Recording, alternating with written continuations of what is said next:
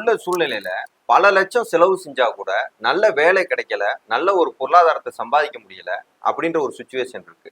இதை நீங்க எப்படி பாக்குறீங்க? இதை எப்படி நம்ம கல்வியை வந்து சூஸ் பண்றது, நம்மளுடைய எஜுகேஷனை என்ன டிகிரி படிக்கிறது அப்படிங்கிற பார்வையில நீங்க எப்படி பாக்குறீங்க? கண்டிப்பா நீங்க சொல்றது ஒரு முக்கியமான ஃபேக்ட் தான். என்னன்னு சொன்னாக்கா நிறைய ஸ்டூடெண்ட் வந்து 20 lakhs 25 lakhsலாம் செலவு பண்ணிட்டு கடைசி வருஷம் வந்து அவங்க பிளேஸ்மெண்ட் டிரைவுக்குன்னு போகும்போது அவங்க எந்த ஸ்கில்லும் இல்லாமல் இருக்கிறாங்க. நீங்க சொல்றது ஒரு விதத்தில் அக்செப்டான பாயிண்ட் தான். ஆனா அதுக்கு முக்கியமான காரணம் என்னன்னு சொன்னாக்கா, என்ன பண்றதுன்னே தெரியாம ஒரு கோர்ஸ் போய் ஜாயின் பண்ணிட்டாங்கன்னா அந்த ஸ்டூடெண்ட் என்ன பண்ணிடுறாருன்னா அதுல இருந்து டிஸ்ட்ராக்ட் ஆக ஆரம்பிச்சாரு. ஃபர்ஸ்ட் இயர் போன உடனே டிஸ்ட்ராக்ட் ஆக ஆரம்பிச்சிடறாரு. அது இல்லாம வந்துட்டு அவருக்கான ஒரு கிளாரிட்டி இல்லை. ஒரு சில ஸ்டூடெண்ட் நான் பார்த்துருக்கேன். அவங்க என்ன பண்ணுவாங்கன்னா ஃபைனல் இயர்ல வந்து பிளேஸ்மெண்ட் வேணாம்னு எழுதி கொடுப்பாங்க.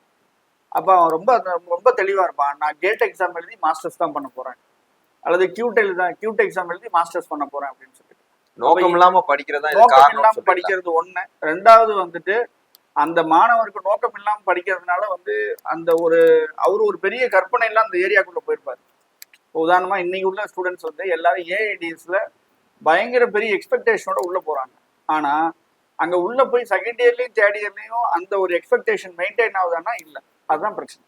அப்போ வந்து அதே போல இன்னொரு முக்கியமான விஷயம் என்னன்னு சொன்னாக்கா, நம்ம வந்து எந்த கோர்ஸ் எடுக்கிறோம் அப்படிங்கிறது ரொம்ப ரொம்ப முக்கியம். என்னன்னு சொன்னாக்கா, ஒரு சில பேர் வந்து ஆர்வத்துல ட்ரெண்டா உள்ள படிப்பை சூஸ் பண்ணிடுறாங்க. இந்த வருஷம் இது ட்ரெண்டா இருக்கு, அடுத்த வருஷம் அது ட்ரெண்டா இருக்கு அப்படின்னு சொல்லி ட்ரெண்டா இருக்கிற கோர்ஸை சூஸ் பண்ணிட்டு அதுக்கு பெரிய லெவல்ல டொனேஷனும் பே பண்ணிடுறாங்க.